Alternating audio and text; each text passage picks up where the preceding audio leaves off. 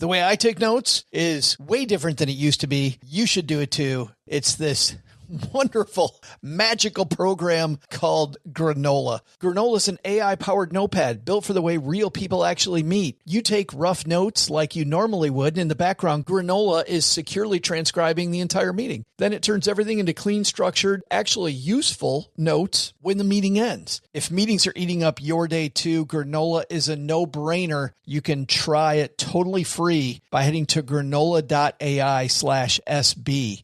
With the American Express Platinum Card, you can access over $3,500 in annual value with benefits and eligible purchases across travel, entertainment, and more. There's nothing like Platinum. Learn more at americanexpress.com/explore-platinum. Enrollment requirements, monthly and other limits and terms apply.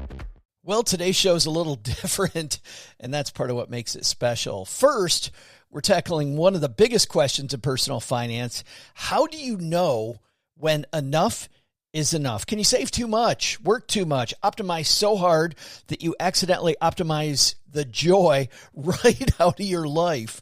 Well, to answer that question, we pulled together a panel that doesn't happen very often here at Mom's Basement. You're going to hear Diana Merriam, creator of the hugely popular EconoMe conference that I will be at this coming March. Can't wait to see everybody again.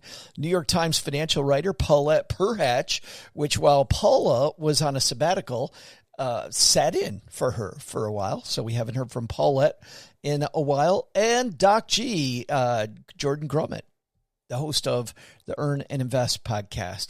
And if you've been listening to Stacking Benjamins for years, you're going to recognize all three of those voices. They've each been terrific contributors to the basement over the years, but we almost never get to hear them around the same card table. This is rare.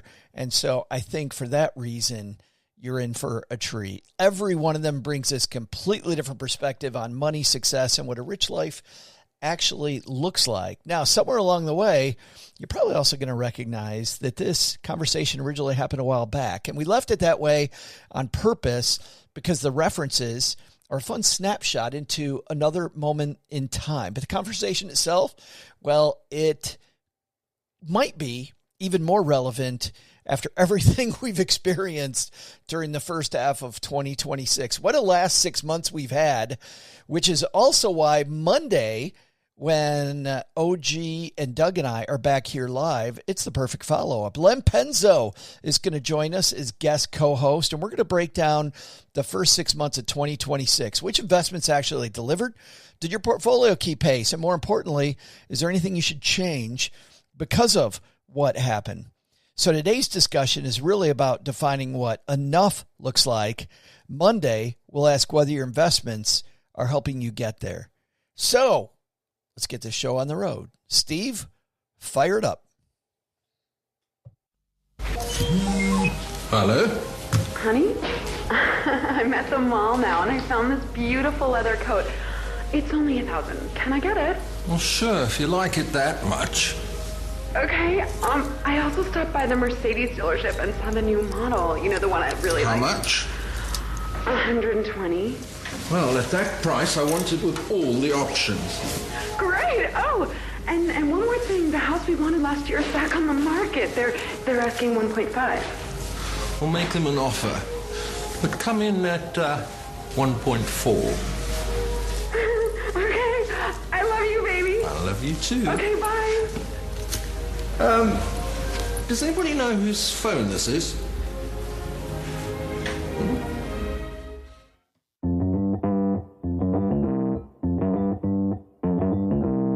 Live from Joe's mom's basement, it's the Stacking Benjamin Show.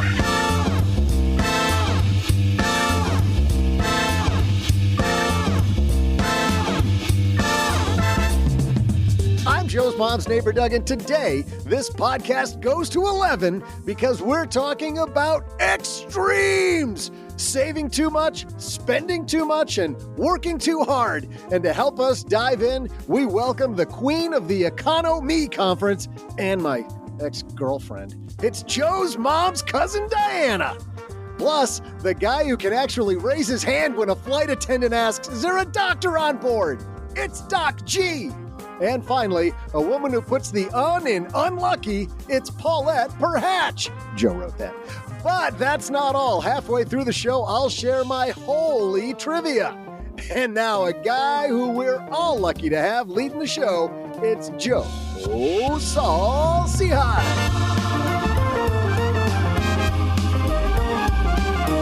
Hey there, everybody, and happy Friday to you. I am Joe Saul-Sehy, Average Joe Money on X/Twitter /thread/ whatever you want it to be.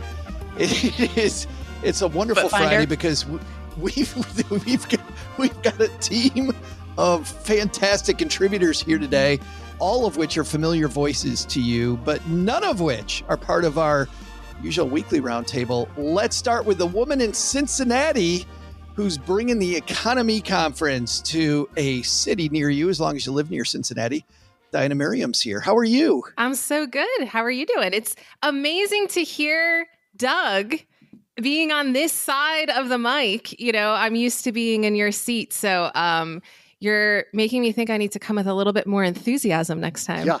You bringing enthusiasm would maybe have kept our relationship going a little longer. Is this going to get awkward? Still a little salty about that. Okay. I got the old "it's not me, it's you" line. I think, Doug, it was probably completely you. Diana, let's transition off that topic really quickly.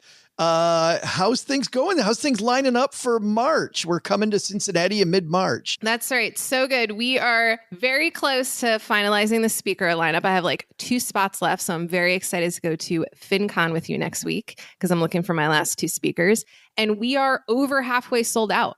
So looking really good for this far in advance. I'm just home from Bali, as Doug may know. Doug, did you know that I went to Bali? And I was at Amy Minkley's retreat, and all anybody could talk about, Diana, was getting back together for the reunion in Cincinnati. So go on. Yes, it's the name Diana Merriam might have come up about 50 million times. And another name that comes up all the time because she filled in for nearly a full year for Paulette Perhach on this show, and it's about time we had her back for a reunion. Paulette Perhach joins us. How are you? Hi, I'm doing great.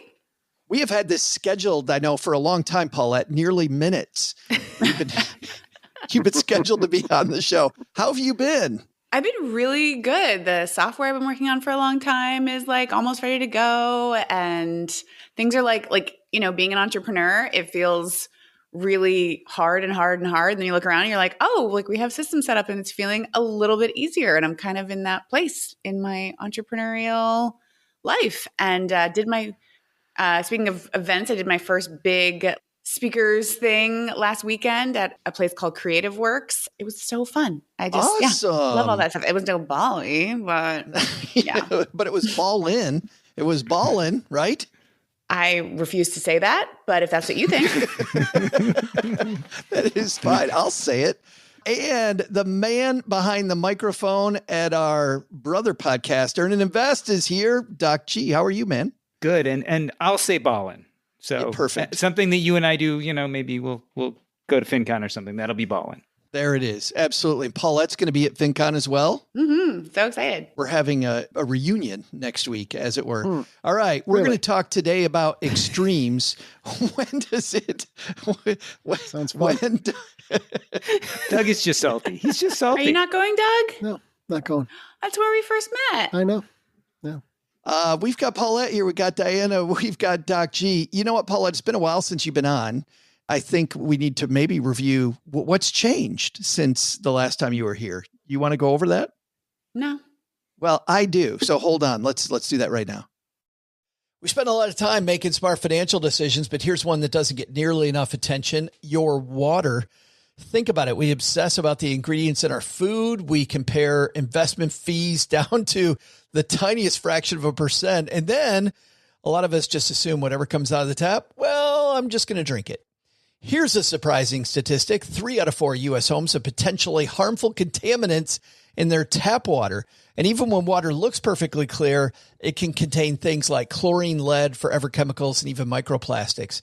When I was in college, I worked for a group that would go out and do water testing. And the different things we'd find, even in city waters, just blew me away back then. And the sad news is, in many cities, we haven't had any change to our infrastructure. It's safe enough to pass quality standards, but is it what you really want to drink? This is why I was interested when I learned about AquaTrue. AquaTrue is a countertop water purifier that's been tested and certified to remove 84 contaminants. Its patented 4-stage reverse osmosis system goes way beyond standard pitcher and refrigeration filters. The best part, no plumbing, no installation, just cleaner water from a system that sits right on your counter.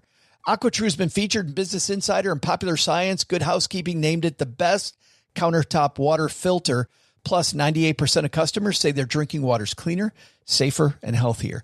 Go to AquaTrue.com now for 20% off your purifier using promo code STACKING. AquaTrue even comes with a 30-day best-tasting water guarantee. That's AquaTrue.com, spelled AQUATRU.com, promo code STACKING. But that's only the half of it. Hold on. Wait, there's more. It's summertime, and you know what that means. I'm going to want comfortable clothing. I'm going to want to make it easy. And that also means I'm coming back to Quince because they focus on well-meaning essentials that naturally become those everyday staples you actually live in all summer long. Heck, any season long.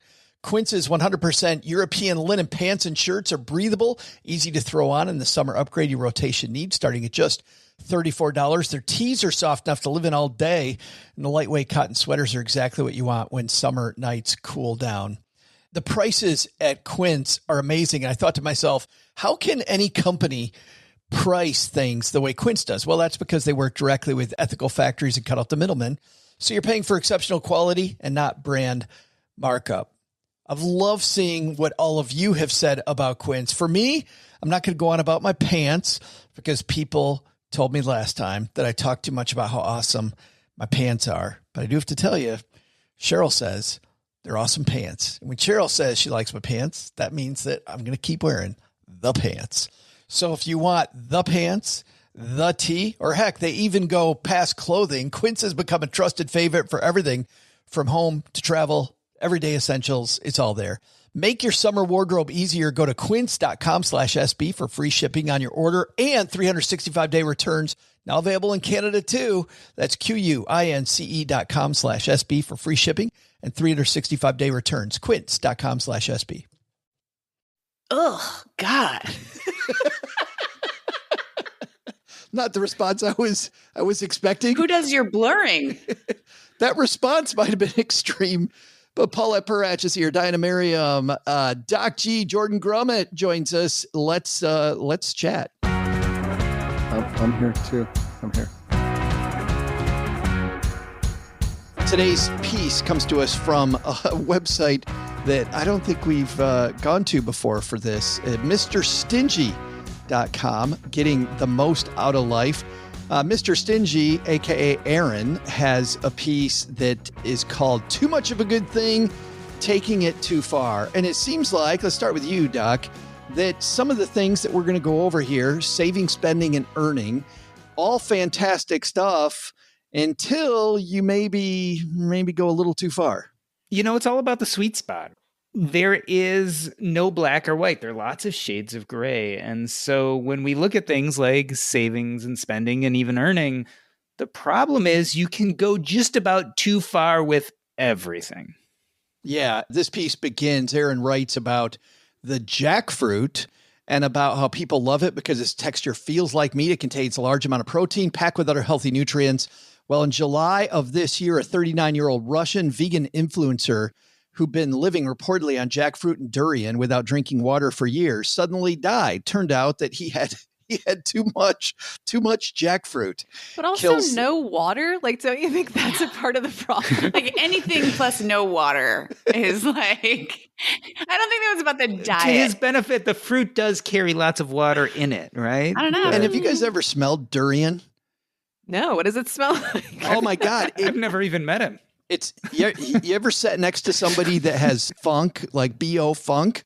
Durian smells like funk. Doug is right here, Joe. If you've got no water and you've been eating just durian and jackfruit, just imagine the sweat of that person. Oh God. I don't know. Not much of a Russian influencer. Who is he influencing? Stinky people? Yeah, I don't know. Well, let's start off here with Diana with reducing expenses. That's where he goes first. Let's talk about the sweet spot. Reducing expenses can be a great thing. I mean, I remember lots of times in EconoMe, people talk about reducing expenses. The guy last year who talked about riding your bike every day, lives in Minneapolis, riding your bike, that guy was taking reducing expenses to a whole new level and was just speaking about reducing expenses and the joy of reducing expenses. Yeah. Well, I think it's highly personal for me. I think what the line is when it starts to feel like deprivation, right? And that line is going to be really different for everyone. For me, I just don't like riding bikes, right? I don't enjoy it. So like he clearly It's like, I just don't like exercise. Exercise Yeah. totally overrated. No, I'm like a hiker and I like hot yoga. Like getting on a bike, it's just, I've tried it plenty of times. It's just not my thing. And right? Minneapolis is the one place I've seen like an ice scraping vehicle for sidewalks. Like not riding a bike there every day. Exactly. But remember how happy he was about it, Diana? I mean, he was. But that's joyful. what I mean by it's highly personal, right? Like when it starts to feel, to me, when it starts to feel like deprivation, then you know that that's that line for you. But I think you also need to question, why does something feel like deprivation? Is it because it's something that, you know, I truly am not enjoying, or is this due to my cultural conditioning? So for example, we were talking about the podcast I host, Optimal Finance Daily, and I just read an article this week from Liz over at Frugal Woods. And she was talking about minimalism in her home and that for years she had all these throw pillows on her bed. And they hated these throw pillows. Like they took them off the bed every night. They put them back on every morning. They had to like store them in a box when they were sleeping. You know, it was just this dance that they did because they thought you're supposed to have throw pillows that literally no one ever saw in their bedroom. And so that to me is like, you know, would she feel deprived if she didn't have throw pillows? No, because she didn't want them to begin with. So I think we have to kind of question, why do we want what we want? Is it because it's a cultural norm, or is it because it's something that we actually enjoy? Are you saying that no throw pillows is a good thing? I don't have any. Well, I got to go grab Cheryl. I'll be right back because we got throw pillows, and I'm like, why do we have this stuff? I have no idea. She's like, 'cause they're great. They're fantastic. They're horrible. I'm on team Liz Frugalwoods on that one. Paulette, you must have, in all the writing you've done, though, written about gamification because Diana's talking, you know, she doesn't like the bicycle. The gentleman's name was Jeremy, right? Was his name Jeremy? No, Kevin Ha. Kevin. Swing and a miss. Was his name close. Bill? I couldn't have been further off because, Paulette, Kevin loves bicycles. Diana doesn't. Does this come down to just mindset? To me, it comes down to about -3 degrees. So I would not do that. But yeah, you know, it's like I have lived in tiny places and, you know, when people say, oh, I could never do that. And you learn to do things by just doing them, you know, and I think there's a big part that's like, for me, it's really important to acknowledge, like, you know, I just heard this statistic again that to reach the global 1%, you have to make $32,000 a year, right? So anything we say like, oh, I could never do that. It's like, okay, well then why do millions of people do it, right? Like they have to. So if you could do it if you had to, you can do it if you choose to. And I think it just is how it feels. So I have a roommate and like, I actually really like that. I freelance, I work by myself all day. So I don't really mind having someone around as long as they're not, you know, we all know. Yeah. No, it's got to be somebody you can match up with well. Yeah. And I've been lucky like twice with the last 2 ones. It's been so fun, you know, and it's like a dinner buddy, a grocery shopping buddy. I don't really need a really nice car. And there's stuff where I spend a little extra. I've actually started buying myself nicer clothes. And I'm like, you know what? Like I'm a professional and I'm like the face of my brand and I like this investment and it feels good. So I am going to do that. Right. So whereas some people would look at my balance and be like, oh, I would be saving up for a house way before I bought a new dress. I'm like, I literally don't even know if I ever want to own a house again.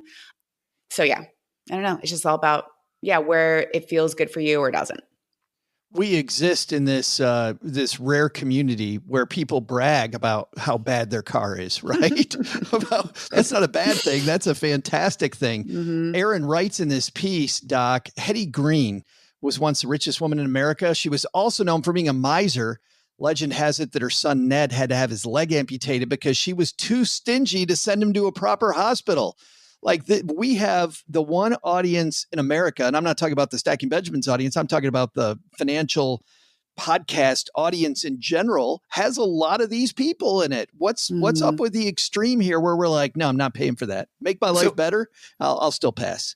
My favorite story, and this comes directly from the financial independence retire early community, was the people who use credit card points to go on this luxurious vacation. But when they got there, they didn't want to pay for breakfast. So they bought a loaf of bread and used the iron to toast the bread. This is a true story. This is real.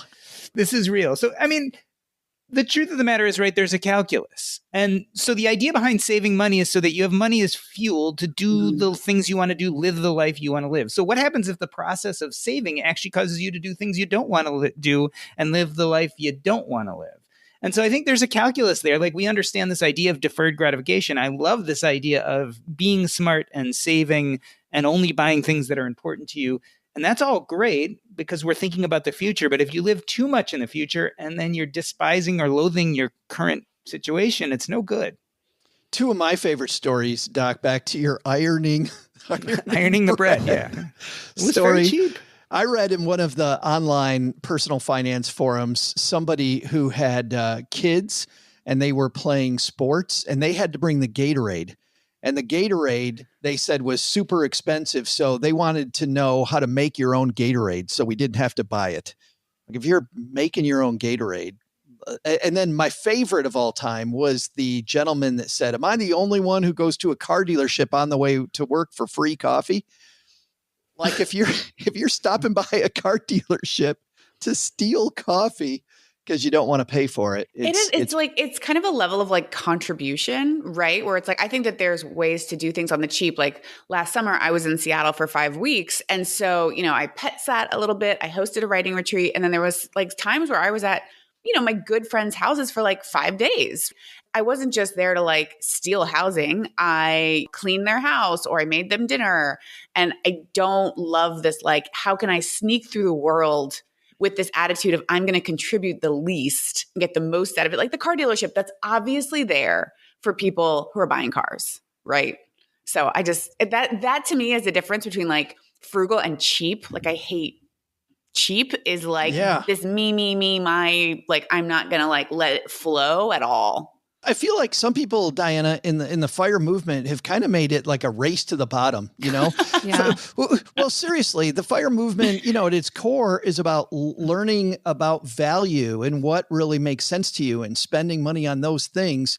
And yet in that community, I feel like there's that subset that I can make my life suck worse than you can make your life suck. Yeah, I definitely think that they're out there from, going to a lot of events and hosting EconoMe, and the people that I meet in person, I don't see a ton of that.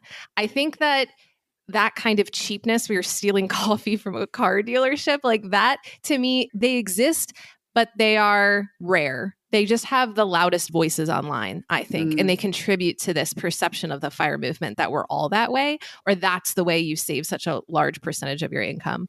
But no, I think where this comes from is there is a bit of a thrill in optimizing, right? There is a bit of a thrill in how can I get this need met in the most efficient way possible. It's kind of like extreme couponers, which I don't do that either. I don't really use coupons unless it's like super easy for me, like while I'm at the store. But people that are super into extreme couponing, I would say a small percentage of that activity is about the money they're saving. I think they really get a thrill out of the game of it. Is there a way to, Paulette, if you've got people like this in your life, anybody who's hanging out with us, listening or watching on YouTube, is there a way to get through to these people that, you know what, your life could be so much better if you didn't iron your toast? Yeah, I don't. And I want to say, like, that hasn't been my perception of the FIRE community as a whole at all. I have a hard time because I'm so extreme on the other side, and that's chilled out quite a bit. So I'm kind of medium at this point. But on the other side, meaning meaning I'm such a spender. Yeah. You'll get the fufu toast. I'll put avocado on that toast. So probably never going to have a house. So going crazy over here. High roller. And so someone could be like, okay, Miss, NSFE, like, don't tell me how to spend my money. I think we all need to go for that happy medium. But one thing that I see is like how it alienates you from other people. Right? Does it alienate? Like, for example, if I say, hey, instead of going out to brunch, why don't you just come over, let's sit on my porch. I'll play us some music. I'll make us brunch, right? That saves as much money as, or maybe not as much, but at a level, rather than, hey, let's sneak into this hotel and put breakfast on a room that's not ours, you know? Yeah. Maybe you just got to find different friends. There's a thrill in that too, though. I mean, you're getting a big entertainment adrenaline rush. Yeah, that's trying true. to put it on the Rosens tab. The Underhills. The Underhills. Wow, you're the third guest of the Underhills here at the Courtyard by Marriott this morning. Yeah, it's weird. And you're all making your own waffles. The second one on this piece is about saving money. And obviously, Doc, back to you. I love what Aaron says here. The greatest thing the Financial Independence Retire Early movement taught me is you don't have to work until 60. And in my latest keynote talk, I spent a lot of time talking about this. We have learned that you don't have to wait until you're well into your senior years to enjoy life. I mean, I think that the pioneers who are going to be on the show soon, they're going to actually be hanging out here in Texarkana with me for a couple of days. It's going to be super fun. But they talk about this, about, don't wait until later. So saving money, you clearly from these people have this great middle ground. Talk about that, about saving money versus, people tracking their savings rate. So I used to be a big fan of only saving, right? And I think the opposite of saving is YOLO, right? You only live once. And I've thought a lot about this because I was very anti-YOLO for a long time. One thing for me, though, is I also happen when I'm not podcasting and talking about finances, I'm a hospice doctor. And so you start realizing when you're dealing with dying people that they would give anything to have just another experience or another moment where they could go out and enjoy themselves and not worry about things like money. So my stance has changed a little bit. And I think as you're talking about the pioneers, and a lot of us really are moving towards lifestyle design. So the idea is, how do we both save some money, defer a little gratification, but also be in the moment and allow us to use the money we have to truly enjoy ourselves? And so I think, again, this gets to that messy middle of trying to figure out how to both be savvy enough to not have to work till 60, 70, or 80, but also to realize that money was meant to be spent and these moments passed. And once those moments are past or those seasons in our lives are gone, it's hard to come back to them. And so I think we have to be cognizant, especially those of us who listen to podcasts like this and people who tend to have investments and savings and are really more savvy and thinking about these things. We probably have to push ourselves actually to spend more, because most of us will probably die with too much money as opposed to the other way around of dying with not enough. Well, Paulette, you'll appreciate this because I know you come at this from the exact opposite side, right? About trying to get money saved. You've talked about very publicly. In fact, Lisa Curry, who's writes a good piece of this show now, she's like, people have this problem. They actually save a lot of money. Like, who are these sickos? Like you struggle with that middle ground of, I actually got to put some money away. Yeah. And I recently did a piece for the New York Times about ADHD and figuring out that I had ADHD and then seeing all the ways that affected that. And it was so amazing to write that piece. And it really helped me, like the research helped me really have like a lot of self-compassion. And there's even a neurodivergent finance group where, I just saw my same story over and over, like, why can't I save money? And it's like, because it doesn't produce dopamine and our brains are like starved for dopamine. So having that, I was like, okay, I can work with that. I can understand that structure. And yeah, because I'm like super YOLO. And, what if I die before I see Machu Picchu or do this? And we're all just rolling the dice with how long our lives are going to be, how long we'll have the opportunity to do things, and we don't want regrets, but we also don't, we don't want regrets on either side of the coin. Is that what you had to do? Did you have to up the second side of that game? Like, I don't want to regret not having money later, so I got to put some money away. Oh yeah. Oh my gosh. And I mean, I do like the slow and steady, just like that weekly payment to my retirement. And, the thing is that when you're an entrepreneur, you don't really put a dollar amount on your business unless you want to pay to have your business valued, which you can. But I've put like 20 to 40,000 into an app for writers. And like, now I have a piece of software, right? So I have been creating assets. It's just not on the balance sheet. So, right. But just making sure that, I want to be safe and happy and comfortable in my retirement. Yeah, when I figured out that my business was sellable, that changed the game a ton. It changed the game a lot. Doc? I was just going to say, Paulette brings up an important point. Like, there are ways to YOLO responsibly, which sounds funny because there shouldn't be such thing as YOLO responsibly. But what a lot of people do is what Paulette was talking about is, they kind of pay themselves first, right? So that portion of their paycheck goes away into savings or investing before they see it. And so that takes care of some of the savings so that if they do YOLO with the money that is sitting in the checking account, they've already started being responsible. So the idea of walling off a certain amount of money to be spontaneous, to enjoy yourselves, to splurge a little bit, but doing that within a structure that also supports saving and your future. I feel like there's another letter there. It's like YOLO, kinda. Is it YOLO? YOLO? I don't know.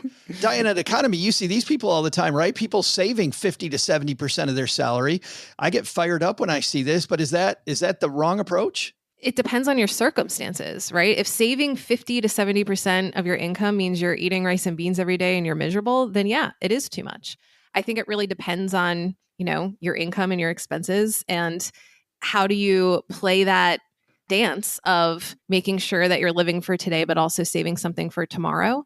I think that in the FIRE movement, there is obviously, a celebration of savings and people bragging about their savings rate and how long it's going to take me to reach FI. And I see a lot of questions in the forums about like, oh, this thing happened. It's going to delay me reaching my FI number. And what that says to me is, I think that there's this perception that once I reach my FI number, I'm going to give myself permission to live differently. And that is not how it works, right? You are building habits that are going to be ingrained for long periods of time. And so it's not just like you reach your magical FI number and flip a switch and all of a sudden you're able to enjoy spending. You're able to enjoy the fruits of your labor. I think that's a skill that you need to build slowly on your path to reaching your FI number. This goes back to Doc G, giving yourself permission to spend some. Yeah, I mean, for sure. And I think that's the way Diana just put it is perfect. It's like you have to build in those habits of giving yourself permission and enjoying, right? Because it's a boon. Having extra money is a boon. And if you don't actually eventually use it to have a better, happier life, then you're kind of wasting the whole purpose for doing it in the first place. Paulette, I think you were in on the roundtable that we had this spring with Wes Moss, where you guys were kind of on the, we were talking about your 20s. Do you remember this conversation? Yeah. Where Wes was like, I think you should really work your ass off in your 20s, try to save as much money as you possibly can. And actually, we had Jonathan Clements on, the former personal finance columnist for the Wall Street Journal. Jonathan said it's easier to be frugal when you're in your 20s than it is to have to frugal when you're in your 70s, right? The fact that living in a campground when you're in your 20s and 30s is fun. Living there because you have to in your 70s and 80s is no fun. So if somebody's in their 20s and they're listening to this, would you tell them go for that 50 to 70% lifestyle and learn to dial it back later? Yeah. And like, get your friends in on it. I think that's the big thing where it's like, let's have this focus on this big fun. Let's all say, hey, we're actually going to go to this one cheap night and do this so that we can all spend a summer in Europe in 3 years, right? So kind of just creating a culture of that, but not just being like the cheap friend who never wants to do anything, but really helping your friends understand and like visualizing together, because you guys are creating a culture around your spending together. And that's a really big deal and affects you a lot. I love the visualization part of that, because it's not the race to the bottom or the race to the top, right? It is a race towards some end goal, which I think is fabulous. In that way, then delayed gratification, the fun is getting to that goal. So, I mean, doing creative stuff to make that happen is awesome. We got one more topic here, which is earning. We're going to talk about that after our break. At the midway part of the show, though, for people that are new to the Stacking Benjamins universe, we have this amazing competition between our three regular contributors, all of which have stand-ins today. Len Penzo, Paula Pant, and OG. Man, we got quite a competition that you're all in the middle of. So let's go through this. Paulette, you usually were the surrogate for Paula Pant, and Paula has done amazingly well on her own this year. I have no idea what happened. You left her in a great spot, but she has actually maintained it, which is not the Paula Pant way. Paula's amazingly smart, but when it comes to our trivia competitions, usually in last place. She's got 12. She's tied with OG, which we're going to put Diana in the OG shoes today. So you've got 12. And Doc, you're going to be Len Penzo today. You've got 13. So the score is Doc G, Len Penzo 13, Diana Merriam and OG 12, and Paula/Paulette 12. So it's a tight one as we are now in the fourth quarter of this competition. We need a question. Doug, what trivia do we got today? Sure do, Joe. Hey there, Stackers. I'm Joe's mom's neighbor, Doug, and happy Friday the 13th. I'm going to kick off the weekend by watching all the Friday the 13th movies in order. Speaking of Jason Voorhees, I'm so glad hockey season started this week. It'll make it a lot more sense for my neighbors now that they see me mowing my lawn in a hockey mask. You may already know that the version of the game we've come to love today was invented in Canada, where the first ever indoor tournament was played in 1875. Since then, there have been lots of crazy incidents in the sport, from players' teeth being knocked out, heck, that's like every game, to a guy's throat being slit by a skate mid-game. Don't worry, he lived. I guess whoever thought of incorporating knives into a contact sport really liked to live life on the edge. See what I did there? Like Diana's breakup talk, you guys probably saw today's question coming from a mile away. It's super obvious. Here it is. How many holes are there in a standard NHL hockey net? I'll be back right after I see what other blade-related sports I can sign up for. It's going to be awesome. Oh, yeah. Yeah, that'll be fun. By the way, Diana, I don't know if you know this, but the word toothbrush was created by a hockey player. Did you know that? Now I do. Yes, because if any other person had come up with it, it would have been called a teeth brush. Just full. Anyway, sorry. Wait for it. Give it a couple I know Len's not here, but you don't really have to take over. Somebody had to fill in, Paulette. I had to. Hey, so a lot of people making lots of money playing hockey, big time Benjamin stacking sport. Doc G, the average hockey net has a bunch of holes in it. How many are there? I have no idea. How the hell am I supposed to know that? So average hockey. So you're talking about the net and the goal, right? The goalie net? You're in Chicago Blackhawks country. Of course you know it. I'm going to take a wild guess because I have zero clue and say 350. 350. He says, now OG is last year's champion, which means that Paulette, you get to go last. So even though there's a tie, OG goes second. So Diana, 350 is what Doc G says. What do you think? More or less? I definitely think it's more. I'm not a sports person. I don't watch hockey. But when I think about the net, like, isn't it pretty big? It's definitely taller than like the person standing in front of it. It is not. I will tell you that it's not. Wait. That's cheating. Hey. Sorry. What's going on here? Okay, so I don't know what I'm picturing. I'm probably picturing like soccer, Think maybe. of a soccer goal. Yes, that's what you should be thinking. Okay, so now I'm thrown off. Thanks for the help, Doc. Oh, okay. All right, now I'm They picturing... kick the puck over it to get an extra point. You know the net at the end of golf driving ranges by the highway? It's like that. So now I'm thinking that maybe it's less. You said 300? And 50. 350? He said 350. I'm going to say 150. 150.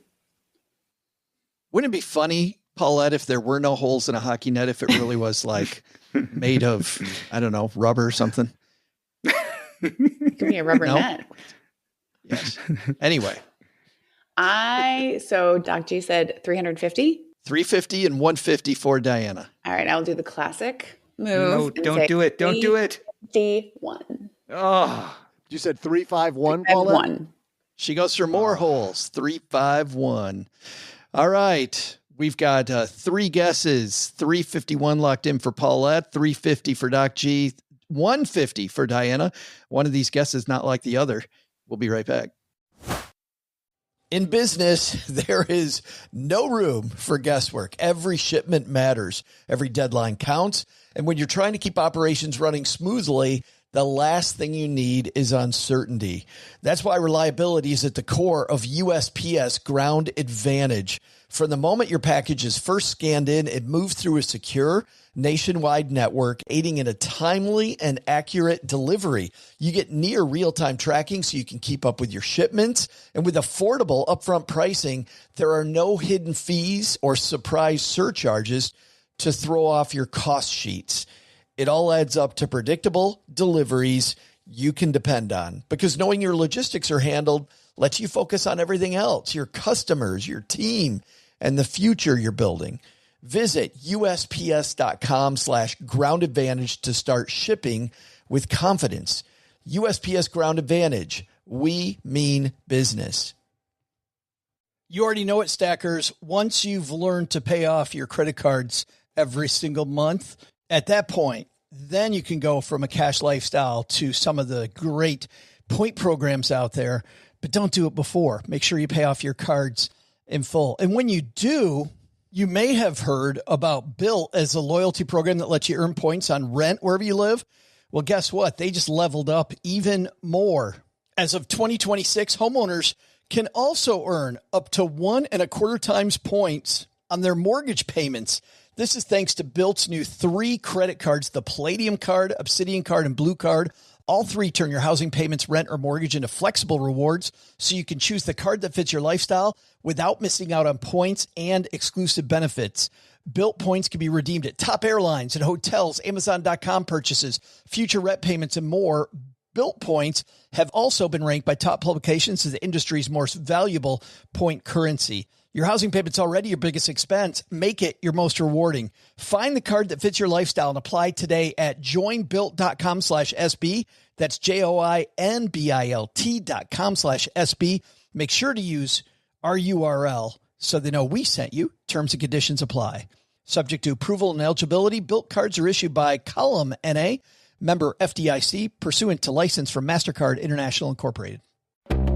There's nothing like my American Express Platinum card. I love that I can earn hotel credits when I travel. I can also earn Resi credits, so you know I'm hitting the restaurants everyone's talking about. Plus, with the digital entertainment credit, I'm even more excited to catch my favorite shows.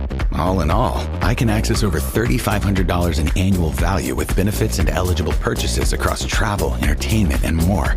Learn more at americanexpress.com/explore-platinum. Enrollment requirements, monthly and other limits and terms apply. Doc, you kicked it off with 350. Feeling pretty good? No, I'm feeling horrible. Why? I lost all my upside and I lost most of my downside. What could possibly be wrong with that? That sounds like most of my life here. I'm feeling uncomfortable. Well, Diana, when Doc said the upside that he lost, Paulette went really close with 351, but you're way further down with 150. You feeling good? The less holes. Clearly, you're a big fan of hockey. Well, given that I couldn't even picture what the size of the net, not feeling great about it. No. If Diana wins and OG gets this one, this will drive me crazy. Just nuts. Paulette, 351 on a hockey net. You watch a lot of hockey? Oh, all the time. Yeah, I have it on the background right now. Seattle Kraken fan from back in the day. No, but I'm reminded of when my mom won the Count the Beans contest at a Pickwick when I was little, winning 5 years of free coffee and 500 lottery tickets, which is why I don't play the lottery. But I was like, if you count up and count across and multiply, I feel like it's going to be more than 350 pretty easily.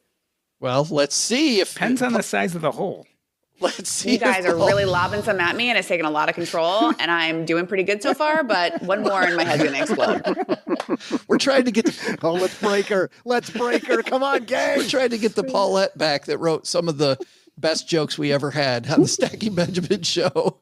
Doug, you've got it from here, man. Who's right? I sure do have it, Joe. Hey there, Stackers. I'm hockey fan and knife sport innovator, Joe's mom's neighbor, Doug. Friday the 13th has long been considered an unlucky day. One of the unluckiest players in the history of hockey was Frank Brophy, who holds the record for the most goals given up to the opposing team at a whopping 16. Considering the average goals scored by a team in a typical game is 3 to 4, it's no surprise that was Brophy's first and last season to play professionally. I bet he wore his hockey mask to work the next day so he could hide his identity. While Frank Brophy let every puck through the one big hole on the front of the net, today's trivia question was, how many holes are there in the back of a standard NHL hockey net? The answer? While hockey nets come in different sizes for varying levels of play, a regulation NHL net has 162 more holes than Diana guessed, 39 fewer holes than Paulette guessed, and 38 Unbelievable. Wow. holes than Doc guessed. It has 312 holes, which means Doc G is our unbelievable winner. Like, how did this happen? 3 times in a row, baby. 3 wins in a row. The guy who's so bad at this, all of a sudden, maybe this was a trap. Maybe this was the, like you're playing pool against the person that can't play.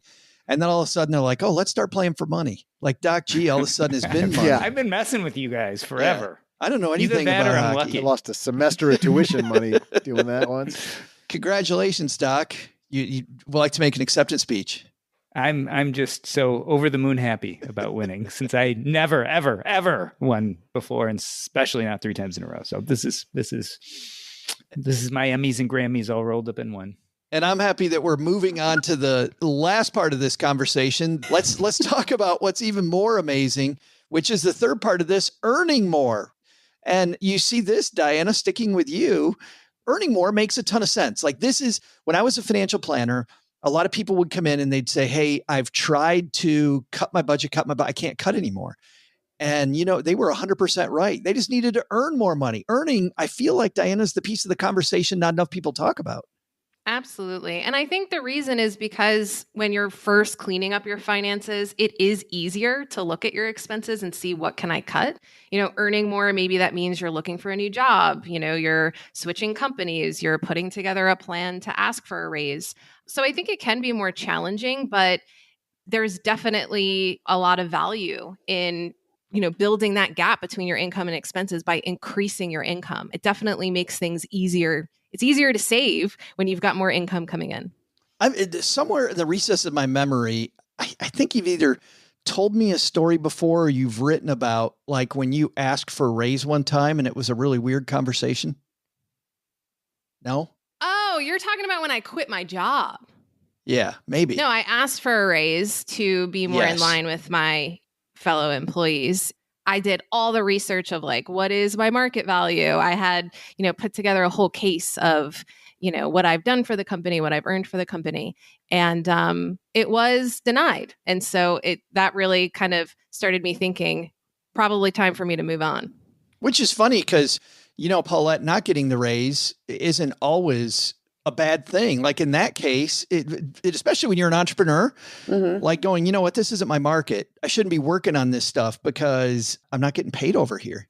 It's like failure, what we might call failure, is always a good lesson. But I think that is a really good, like that makes me so mad. I think especially because we see how women are just so, less valued in the workforce. And it sounds like, Diana, you really like had the argument, and then it is like, okay, well, if you're not gonna give this to me, like, yeah, I'm headed somewhere else. So did you get another job after that you liked more and made more at? No, that's when I just decided to work for myself really and focus on EconoMe and the podcast. Yeah. I love not having to ask anyone's permission to make more money because how hard you work seems pretty disconnected so often from how much you make at companies. Right. And to me, it's such a tricky thing because if you ask for a raise and you don't get it, you send the message that I'm just willing to settle than less than I'm worth. And then if you also don't get it, they think you're not happy there and you're looking for something else, right? I think if you're really unhappy with your pay, sure, you should try to ask for a raise, but really, I think you should just look elsewhere. Like if you don't feel like you're getting paid what you're worth, I think the best solution is to look elsewhere. Because the leap can be so much higher than the whatever 10% they're going to give you at your current company usually. Absolutely. Well, and also if you play the game of pitting someplace else against your current situation, even if you stay, lots of HR people go, you're the first person who's going to get cut because they don't think you're on the team. Oh, yeah. Flight risk. And by the way, statistics from nonfiction research, 64% of us think that we are underpaid. And Paulette, to your point, if we just make that women, the number jumps up to 75% of women are pretty sure that they're underpaid. So that's a lot of us. Doc, and yet earning more can become toxic. You study the dying. I remember one of my most frustrating clients, people that I just loved. He found out that he had a terminal diagnosis. All of a sudden, he decided he was going to stop working right then. His spouse and I had tried to tell him to stop working forever before that because he had enough money. And he's like, but there's overtime. And when the overtime goes away, that's when I'll stop working. And we're like, please stop working now. So he gets this terminal diagnosis, decides that they're finally going to go to Alaska, this big trip they'd had in their head forever. He's going to stop delaying that. He's going to start living. His spouse and I, super excited. He goes for a second opinion, finds out that the terminal diagnosis was wrong, and he's got this very rare condition where he might have a little pain, but he's going to live for a long, long time. Guess what he did? Went back to work. Went back to work immediately. Immediately. It was absolutely horrible. But studying the dying, Doc, I mean, talk to me about this. This earning more thing can be frustrating. No one on their deathbed says, I wish I worked more nights and weekends, right? No one says, I wish my net worth made it to 2 million, but it only made it to 1.75 million. And boy, I'm a failure. Like, those are not the kind of things you will regret when you're on your deathbed. So the big question comes down to, yes, earning more money, again, working harder. Some of this hustle culture can be good, but it gets to the point of extremes. And so the question is it a fair trade? Is it a fair trade of the time you're giving up? And time is incredibly precious and it can't be commoditized. It just passes. So is it a fair trade, you putting in that extra time, those extra hours, that extra energy for the amount of extra money you're going to accrue? Is it worth it? And I think we have to really come to terms with the fact that if you really want to be in like the very highest upper tier echelon of earnings, that's going to take a lot of time and energy. And if you don't love what you're doing to get there, then you're doing it wrong. And so that's why we love to focus on savings, because savings is a lot easier, right? You can save, you can cut back on some things, you can be careful, and it won't take up all your time. It'll allow you hopefully to do some of the things you want to do. But if you really get into that kind of hustle culture of I'm going to make more and more and more, it can really consume a lot of your free time in your life. And you got to be careful of that, because ultimately, again, it all comes down to the fact is the purpose you're doing this for, the reason you're doing it is to use that money to do things you want to do. And if you stop doing the things you want to do because you're too busy making money, I don't know if that necessarily fills your needs either. Diana, you and I have talked about this before. I can't stand all the pet names in the FIRE movement. But what I'm wondering is this concept of coast-fi. So let me explain that to people who don't know what the hell that means. That means getting enough so that you can just live and forget about saving. And as long as your money earns what it frankly has earned historically, if you're in index funds, you've saved enough, assuming that you're able to let it sit and just make enough to keep paying the bills for today. Is coast-fi maybe a better goal for a lot of us? This idea of just getting to that enough point? Yeah, it's definitely been a switch for me. You know, when I first started pursuing FIRE, I was very much like going the traditional path, trying to get there as fast as possible and reach that, 25 times your yearly expenses. And I think my experience with my last employer really kind of had me looking at my finances and saying, okay, maybe I'm not full FI, but I have too much money to tolerate bullshit, right? And I think at a certain point, your risk flips from running out of money to running out of time. And that line is going to be different for everyone, and everyone has a different comfort level of how much money they need. But I decided to kind of take a bet on myself and take have an exploratory period. I'm relatively young, so I could always change my mind later and go back to work if that's what I decide to do. Coast-fi allows for this element of flexibility that I think is really helpful for people to wrap their heads around. Paulette, you're going to have the last word in this discussion, but I want to ask you, is the lesson here to just enjoy the journey? Oh, I hope not. Because you're not enjoying the journey? I try. I'm in a constant, yeah. And I think it's more like, it's almost like meditation where you just catch yourself when you're off on either side, right? Where it's like, oh, I'm coasting too much toward working too hard. Oh, I'm coasting too much toward, slacking off and YOLOing and door dashing and ordering on Amazon all the time. And just like coming back to that balance between, people are going to have their extremes for sure. And I don't think being like, I'm going to enjoy the journey, it's a lot of pressure. But knowing that you're building on a foundation that is neither like wasting your entire life trying to amass money that is essentially useless if you don't spend it, or putting yourself in the poorhouse when you're older, I think that's the base, like a safe base on which you can build enjoyment. That is a great place to leave it. I like the idea of guardrails on both sides and gets to this. We can not save, earn, or reduce expenses enough. And on the other side, we can totally wreck ourselves by going overboard. I want to talk about what each of you are doing in the amazing spaces where you work. Let's begin like we did at the beginning of the show with Diana. Diana, tell everybody where they can dig into well, first of all, for people that don't even know what the EconoMe conference is all about, we talked kind of around that at the beginning. Let's talk about what people are going to get and then how they find out to sign up and join all of us in Cincinnati. Yeah, so EconoMe is a yearly party about money that I host in Cincinnati. This year, next year, it's happening March 15th through 17th of 2024. Tickets are available at economyconference.com. But really what the conference is about is community and inspiration for people on the path to FIRE. I think when we all first get into it, we're like gung-ho and really enthusiastic. And then we're in that messy middle, that kind of boring middle, I guess you could say. We're just saving our money in our index funds and reading the same things online. We want something a little different and new. And I think tapping into this community for me personally has completely changed my path. And so, come hang out with us and party in Cincinnati. It's so fun. I've been the last 2 years. Doc G's been there, and it is super fun. We got to wrangle Paulette into coming at some point. Maybe we can get her this year. Speaking of Paulette, what are you working on now? Another amazing flex. Oh, I wrote for the New York Times or whatever.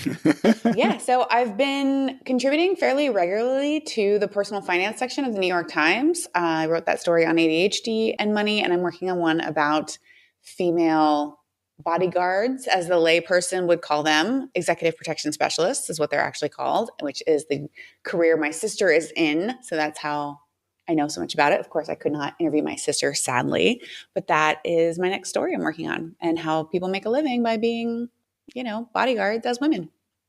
Then if people need a great writer in their corner. Yeah, they should find one. That's really hard though.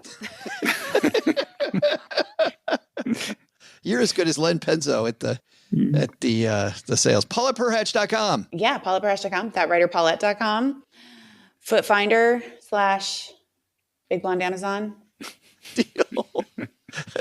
Doc G, save us, man. What's going on at the Earn and Invest podcast? So still busy doing the Earn and Invest podcast. Jonathan Dio on Mindful Investing is his new book. Last episode was about the Wealth with Purpose episode. The other thing that I'm doing is I have a mastermind which connects to Earn and Invest called Wealth with Purpose. And last but not least, working on my second book. So all those three things keeping me busy. You got so much keeping you busy. And you'll find Earn and Invest where finer podcasts are distributed, as you'll also find Optimal Finance Daily, where you'll hear Diana Merriam on a daily basis, right? 5 days a week? Absolutely. 7 days a week. Seven days. 5 days a week is for the only person, one of the few people on earth that can make me feel lazy at 3 days a week. Talk about extremes, Diana. There's extremes right there. It's 10 minutes or less. So there's the qualifier there. There it is. Joe can't talk about his trip to the airport in 10 minutes, let alone where he went. Time for our last segment of the show, the back porch. Doug, we got any community stuff on the calendar today? Oh my God, I wasn't prepared for this. Well, then no. The answer is probably not. Well, you're probably traveling somewhere. Coming up next week, they can find most of us at FinCon. Yeah. They'll find Doc G at FinCon. They'll find Diana Merriam, Paulette Perhach at FinCon. We'll all be in New Orleans except for Doug. Yeah. That's the third time we've reminded him on this episode. That's our community. You're not coming, big old Doug. Jug of Morton salt, pouring it right into my flesh wound, my sucking stomach wound. We reminded him of what, Diana? That he's not coming to FinCon? Is that what you're saying? I'm pretty sure. Was it the FinCon thing? Really fun. I'm pretty sure that's what it was. The one in New Orleans. Mm-hmm. Yeah, that he's not going to be at. I did want to ask you guys, because we were talking about earning more, about fun jobs, because I know that Paulette is working on another fun job. But Diana, most fun kind of weird job, because we're going to be headed that way with Perhach here in a second. Okay, so I only did this for 2 weeks in college. Oh boy, I don't know. Stop.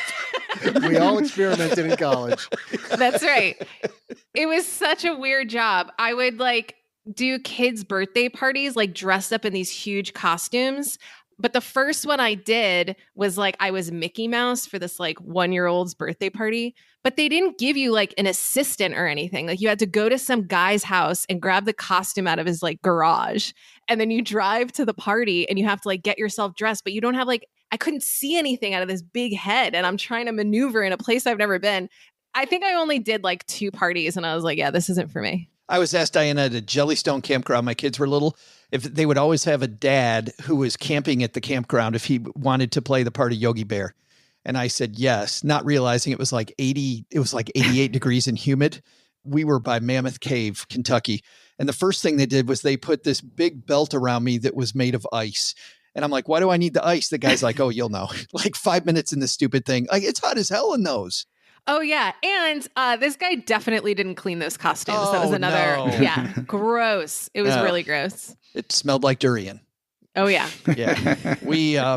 I remember, so I come out of this house, in the outfit, and I jump on the hayride, and this one little kid, his dad's sitting right next to him, will not quit yanking on my fucking tie. Like he just keeps. And so I'm some guy's playing the guitar and I'm trying to clap and be like all happy and into it. And all of a sudden I just get jerked down to the left, like just so quickly. And I look down and there's this little kid and his dad's sitting next to him and his dad's doing nothing but laugh. And the kid just keeps doing it. And had there been a YouTube, I'm glad YouTube wasn't around. I didn't do anything, but I came very close to having a viral YouTube video about Yogi Bear taking down a 7-year-old, or maybe the 7-year-old's dad. I don't know. Yeah. So no wonder you only did that for 2 weeks. Yeah. It was a very short stint. Stinky Mickey Mouse costume. Doc, most fun, quirky job? I don't know if I've done any. Well, so I guess it's basically pretty lame, but I worked in an ice cream store for a number of years and I loved it, like making shakes and eventually like behind the grill, How are you etc. so thin? How? What? I don't know. Like I would have weighed. So we used to, so of course this was horrible that they hired all the high school kids and we had like shake eating contests. Can you imagine how much money this place was losing? So when we weren't busy, I must have drank like 10 shakes. We would like throw peanut butter in there and bananas and whatever, like you name it, we threw it all in and we would eat like 10 Joe shakes. would still be farting now if he was in that. I'm so lactose intolerant. It's not funny. But that reminds me, Doug, of the Jim Gaffigan piece about how he's pretty sure he's lactose intolerant because he just drank 5 milkshakes and boy, he feels like just must be lactose intolerant. Paulette, that was all a lead up to. You've got a really fun gig right now. You're writing reviews of a fun product. Masks and snorkels. And that snorkels. Yeah, that comes with like my last trip to New York, just doing that like networking, going around talking to editors. And she's like, yeah, we really need someone to like update our snorkel article. I was like, sure. Just like one of those random, reminds me of the day that like a model contacted me on Instagram. It's like, I'm going to be interviewed for Glamour Bulgaria and I need someone to help me write up my interview questions. I was like, what? And it was real. She paid me $1 a word, did it that day. I was like, that's a random day. So what do? Do you like fill up your bathtub and stick your face down there with the No, snorkel I'm and going to test take them it all out? down to Key West and try it out with my friends in Key West. Oh, that sounds tough. Oh, and then you write off the whole trip as research? Please, obviously. Duh. By the way, what do you write about snorkels? Like how many words does this piece need to be? I have written 4,000 words about eye makeup remover. I can write anything. If you had asked me if that was possible before, I would have been like, no, it is not. Speaking of comedians, writing about snorkels reminds me of Brian Regan talking about refrigerator salesmen. Let's have a listen to this. Refrigerator for our new place, and I've never bought a refrigerator in my whole life. I went into the appliance store. There's like 900 of them lined up. There's a salesman there. What's this guy supposed to say about refrigerators? Well, you have this refrigerator right here. This keeps all your food cold for 600.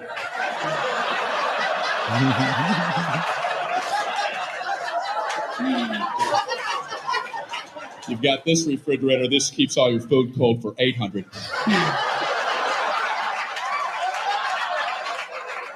Check this out. 1,400 keeps all your food cold.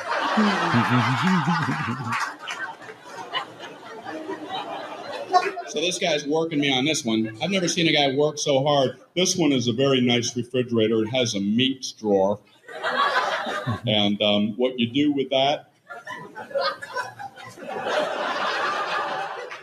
you would put meat. whatever varieties that you would choose. These would be your meats. So there's no requirement on the types of meat. You could pick bacon. I can imagine Paulette coming up with words to describe the snorkels. This snorkel set costs $35 and it lets the air through. Lets you breathe underwater. It's all about that. I don't know. I'll figure it out. Listen. Yeah. You're going to know what kind of snorkel would be best. Okay? This one's strawberry flavored. That would be amazing. A flavored snorkel. They've got flavored other things that don't require flavoring. So, oh boy. There goes Doug again. And you went there, not me, man. Can't take that guy anywhere. And we're done. Doug, what should we have learned today? Well, Joe, first, take some advice from Diana. Cutting expenses isn't always the answer to reaching FI. Sometimes you need to find a way to increase your income. Just be sure you don't take it to extremes. Second, heed Paulette's sage advice. If you can limit yourself to just 6 waffles at a hotel lobby, they won't kick you out before they realize you're not a paying guest. But the big lesson? Sword dancing is a lot harder than it looks. Which reminds me, time to make my annual pitch for health insurance to our podcast bigwigs. Ouch. Thanks to Diana Merriam for joining us today. Come join her in Cincinnati. Head to EconoMeConference.com to reserve your spot. Know what else we'll do? We're going to include links in our show notes at StackingBenjamins.com. Thanks to Paulette Perhach for joining us today. Looking to up your writing game? Of course you are. Trust me, you need to. Learn more about how Paulette can help you at PaulettePerhach.com. Thanks also to Doc G for joining us today. You can listen to Doc G's award-winning Earn and Invest podcast episodes wherever you're listening to us right now. This show is the property of SB Podcasts, LLC, copyright 2023, and is created by Joe Saul-Sehy. Our producer is Karen Repine. This show was written by Lisa Curry, who's also the host of the Long Story Long podcast, with help from me, Joe, and Doc G from the Earn and Invest podcast. Kevin Bailey helps us take a deeper dive into all the topics covered on each episode in our newsletter called The 201. You'll find the 411 on all things money at the 201. Just visit stackingbenjamins.com/201. Wonder how beautiful we all are? Of course, you'll never know if you don't check out our YouTube version of this show, engineered by Tina Eichenberg. Then you'll see once and for all that I'm the best thing going for this podcast. Once we bottle up all this goodness, we ship it to our engineer, the amazing Steve Stewart. Steve helps the rest of our team sound nearly as good as I do right now. Want to chat with friends about the show later? Mom's friend Gertrude and Kate Youngkin are our social media coordinators, and Gertrude is the room mother in our Facebook group called The Basement. Say hello when you see us posting online. To join all the basement fun with other stackers, type stackingbenjamins.com/basement. Not only should you not take advice from these nerds, don't take advice from people you don't know. This show is for entertainment purposes only. Before making any financial decisions, speak with a real financial advisor. I'm Joe's mom's neighbor, Doug, and we'll see you next time back here at the Stacking Benjamin Show. What's wrong with you? It's either this show or indigestion. I hope it's indigestion. Why? It'll get better in a little while. Your next unforgettable experience can happen anytime. Take an Amex card with you for rewards wherever you go. Morning coffee run with an old friend? Earn cash back. Weekend getaway? Earn miles. Amex rewards your inner explorer. Learn more at americanexpress.com. Terms apply. This podcast is sponsored by Talkspace. Last year, I went through many different life changes. I needed to take a pause and examine how I was feeling in the inside to better show up for the ones who need me to be my best version of myself. When you're navigating life's changes, Talkspace can help. Talkspace is the #1 rated online therapy, bringing you professional support from licensed therapists and psychiatry providers that you can access anytime, anywhere. Living a busy life, navigating a long-distance relationship, becoming a first-step father, Talkspace made all of those journeys possible. I could speak with my therapist in the office. I could speak with my therapist in the comfort of my home. I was never alone. Talkspace works with most major insurers, and most insured members have a $0 copay, no insurance, no problem. Now get $80 off your first month with promo code SPACE80 when you go to Talkspace.com. Match with a licensed therapist today at Talkspace.com. Save $80 with code SPACE80 at Talkspace.com.